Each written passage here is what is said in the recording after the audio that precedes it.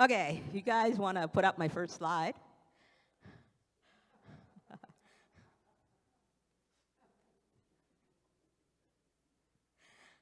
If we look at these symbols, and I want you to take a look at them, some of them you might recognize, some of them you might not, but they all have one thing in common. I don't know if you can figure it out. There's one word common to all of them.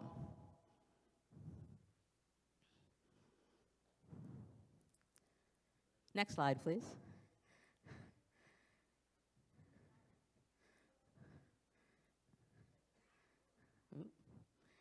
The one word common to all of them is united. Oh, you're right. So, we have the United States of America, the United Arab Emirates, United Pentecostal Church International, the United Way, the United Nations, and last but not least, we have the United Kingdom.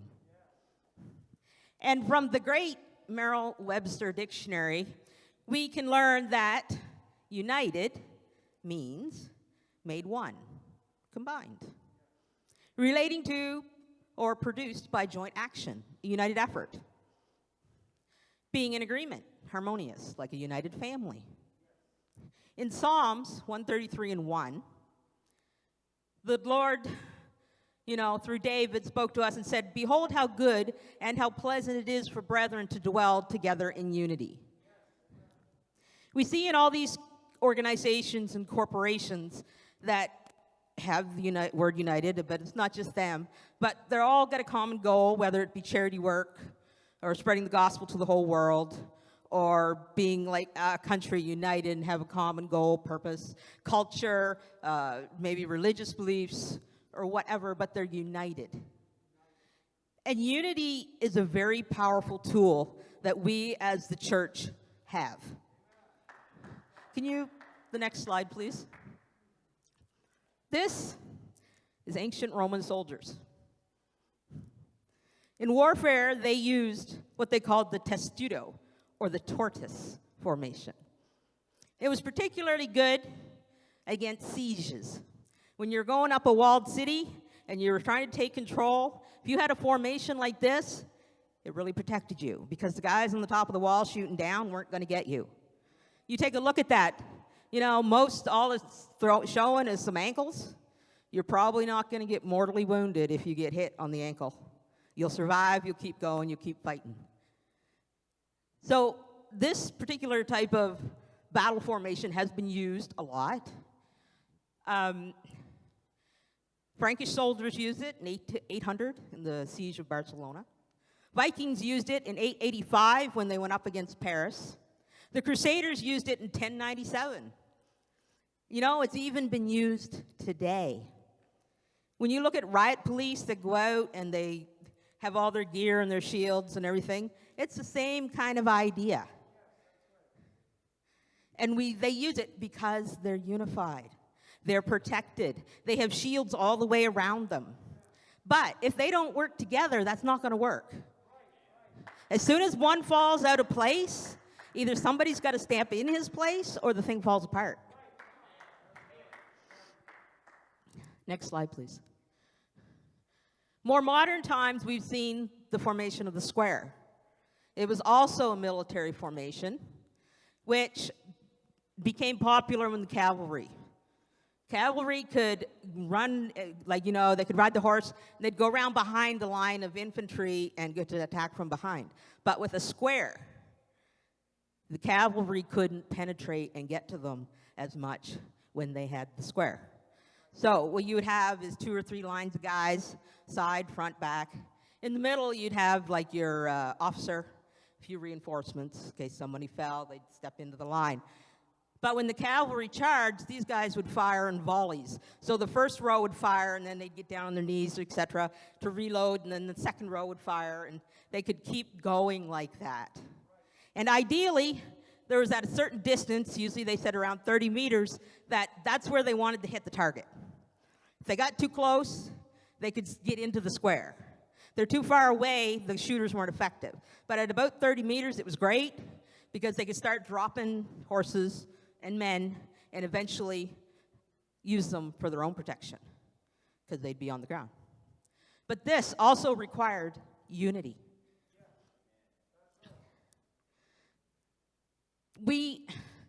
Without unity and without being united, none of these fighting tactics would work. We are never alone. We really never are. But in different circumstances of our lives, we can feel that we are very alone and nobody understands. Next slide, please.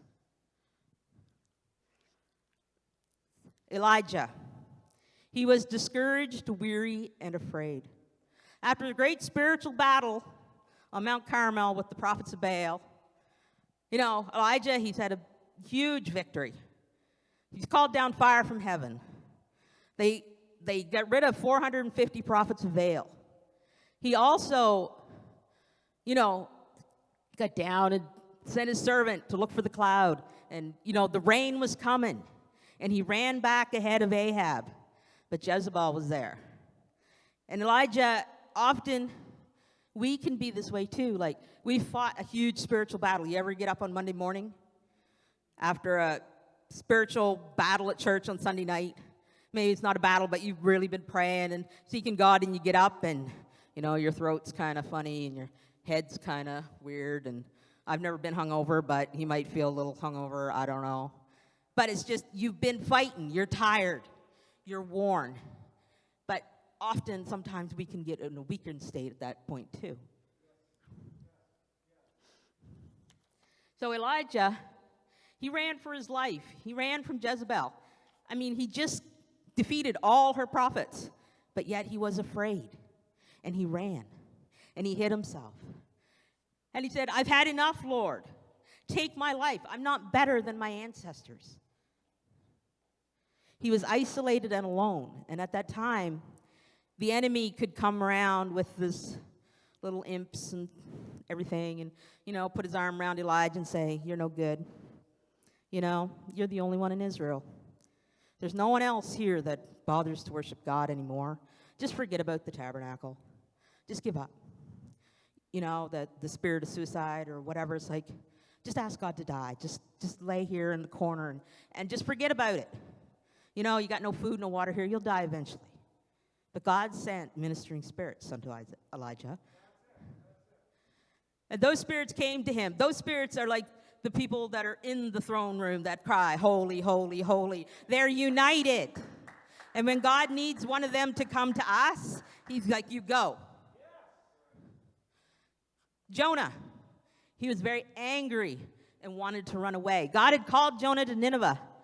Nineveh was occupied by a nation that didn't get along with Israel. They were brutal people. They would have Israel under, as slaves and things like that. And God calls Jonah to Nineveh. And Jonah's like, oh, my word, no way. I'm going to run. So he runs the opposite direction as fast as he can go. He gets on a boat. And we know the story. There's a big storm. They throw him overboard. The fish swallows him and pukes him out a couple days later. And then Jonah goes, and you guys are all laughing at me. And then Jonah goes to Nineveh. And he preaches. And God, in his mercy, saves the people of Nineveh. But you know what? Jonah, he gets mad about it. He's like, God, why did you fix that? Why did you save them? They're horrid people. Like, if they had me, they'd put me in slavery, chop off my head, do whatever. Like, God, why did you save them? And we can get very much the same way. We think, look at that person over there, hadn't done an honest day's work in his whole life, and he just inherits $500,000. I work every day. Now I could barely make ends meet. But we do, and we're human, and we get angry, and we get upset, and we don't understand why God is doing the things that God does. And even Jonah said, Lord, take away my life, for it is better for me to die than to live. He was isolated. He was angry. He thought life just wasn't fair. Spirits of anger and frustration, bitterness, they got themselves wrapped around Jonah, and that's what he was feeling. And he was isolated. He was alone. He wasn't unified. And he stood by himself. And it doesn't say a whole lot about what happened to Jonah afterwards, but I think he did come around and, God probably used him for other great things. But there's people in the Bible like that. We know Job. Pastor spoke on Job this morning, how he lost everything. And sometimes when we're grieving, we feel so alone. We're sick. We feel so alone. Because it's so easy to get isolated. It's so easy to think nobody understands. Nobody knows what I'm going through. They're all just a bunch of nutcases. They're on my last nerve. I just don't get it. And we can very easily pull away and isolate ourselves, and we're no longer unified. But God, he lists several examples in the Bible. There's Jeremiah the prophet, called the weeping prophet. He was rejected by his people. They treated him miserably. He was told of God he couldn't get married. He was young. And, he had to speak to the people, and they made fun of him. They laughed at him. They rejected him. He had no family. And, we have family. Most of us do that we want to see saved. But right now, they've rejected it. They've pushed it away. And they're just not interested. But don't let down on what you know is right. Don't isolate yourself. Stay within the community of the church.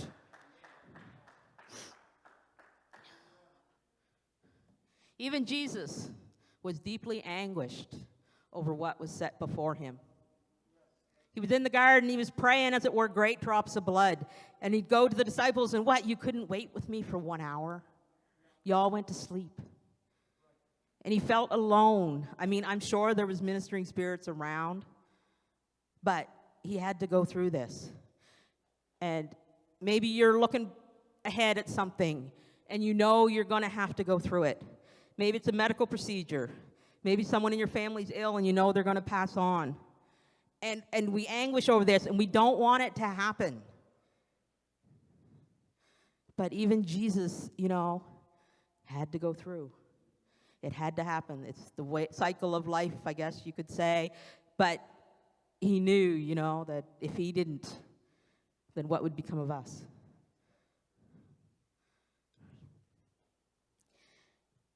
In Hebrews 1:14, it says, "Are they not all ministering spirits sent forth to minister for them who shall be heirs of salvation?"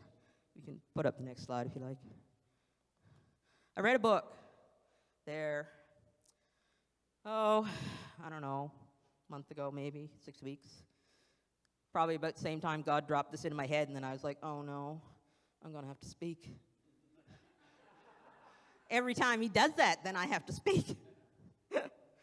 Anyway, it was Angels of Humility was the name of the book. It's just a fiction book, and I'm sure it's not 100% accurate. But how it started was this woman, she was elderly, she lost her husband. And she wasn't saved at the time. So even though she had a ministering spirit, that spirit, because she wasn't saved, because she didn't reach out to it, wasn't able to do a lot for her. So we'll call it a guardian angel, for lack of a better word. So other spirits were coming around her, spirits of loneliness, grief, depression, things like that. And they were attacking her, and they were getting her really down. And in the book, the spirits are talking back and forth, and you can kind of see that realm. And the spirits are like, okay, we got to get her. We have to. Very soon, this is going to change, and she is going to be a very influential force for the kingdom if we don't get her first. So all these spirits were around, and they were working on her, trying to get her. And this pastor comes and, speaks to her, and anyway, she gets saved. She doesn't live long afterwards. She only lives about 18 months after she gets saved, but she was an intercessor. And she prayed, and she walked, and she prayed. And she walked around her community, and she prayed. And that's what all the spirits were afraid of. They knew, the devil knew, that if she got saved, this is what she's going to do.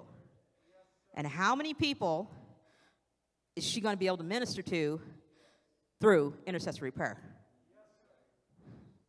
So sometimes, even in our own lives, when we go through things like Daniel, he started out praying and fasting, but it was 21 days before the messenger was able to get through because he had to fight the king of Persia, the king of the spiritual realm of Persia. But he finally got through. So, like us, we could be on our knees. We could be fighting. We could be struggling. But don't let the other spirits in. If we stay unified with the Spirit of God and the brethren in the church, they will work with us, work for us, so that we can get through our issues. And I'm going to be honest. I know it's rough, and you never know what you hear if I start being honest. But 2020 was not a good year for me. And not just because of COVID. I know everybody blames COVID for everything, but it just wasn't. My nephew got sick. He was at the IWK a couple of times, and then at the regional. And, of course, with isolation, you couldn't go in. You couldn't see him. Him and his mother were stuck in a room. And that all happened, and I got isolated.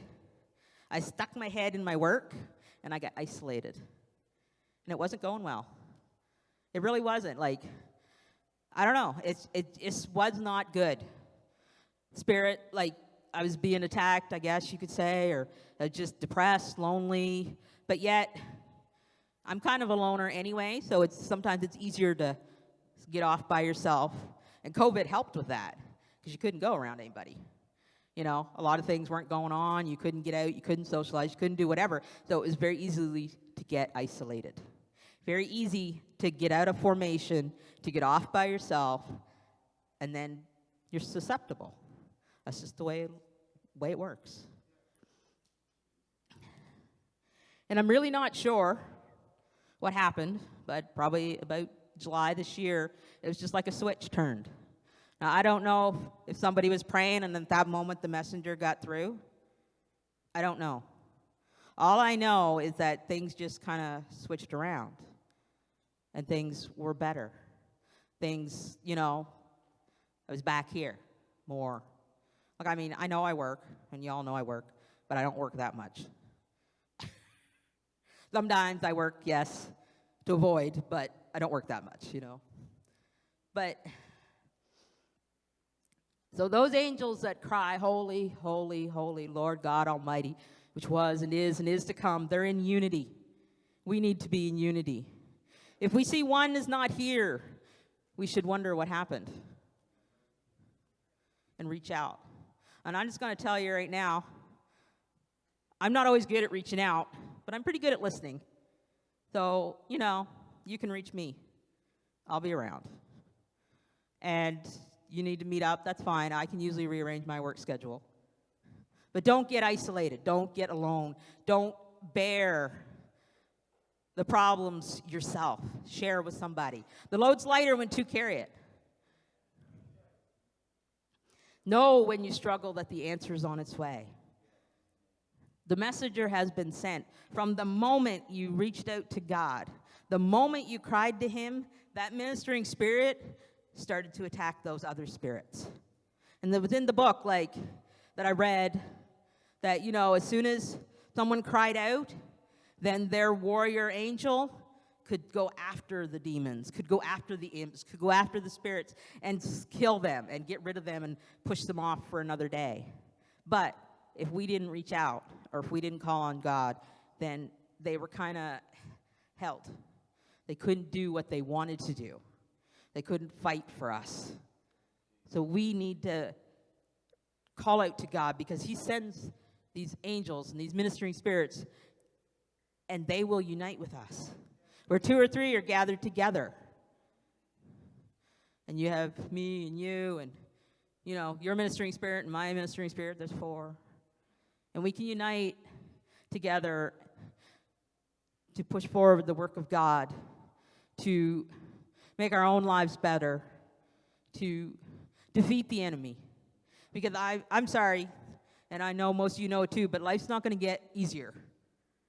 Life as we know it is not going to get easier. The end is coming. So if we're not unified, and if we're not in formation, and if we're not holding our end of the deal, we have to be. We don't have a choice.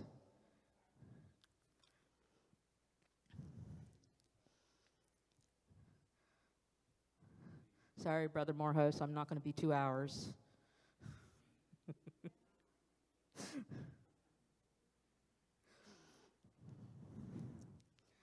Whatever you have need of tonight,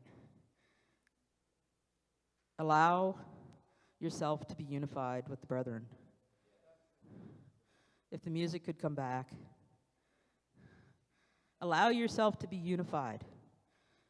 Because in the formation, I can stand there with my shield, and Pastor can stand here with his shield, and the guys got the shields up top.